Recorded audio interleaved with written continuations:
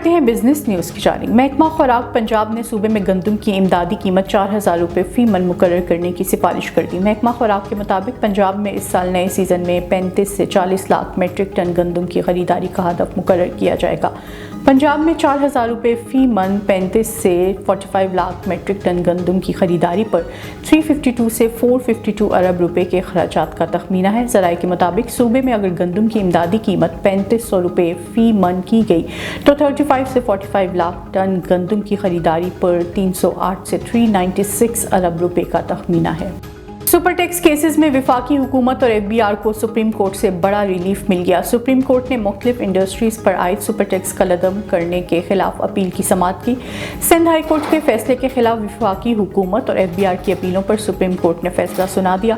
عدالت عظمیٰ نے تمام فریقین کو 4% سپر ٹیکس ادا کرنے کا حکم دے دیا۔ مختلف انڈسٹریز کے گزشتہ سال بجٹ میں عائد سپر ٹیکس کو سندھ ہائی کورٹ میں چیلنج کیا گیا تھا۔ سندھ ہائی کورٹ نے گزشتہ سال سے 10% سپر ٹیکس کی وصولی کو عدم قرار دے دیا تھا۔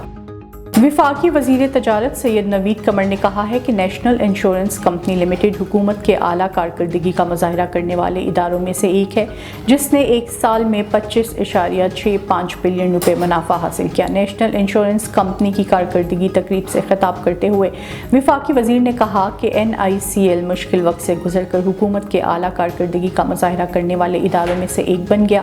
انہوں نے معاشی ترقی کو فروغ دینے اور ملک کے انشورنس سیکٹر کو بااختیار بنانے کے لیے NICL کے عزم کو سراہا۔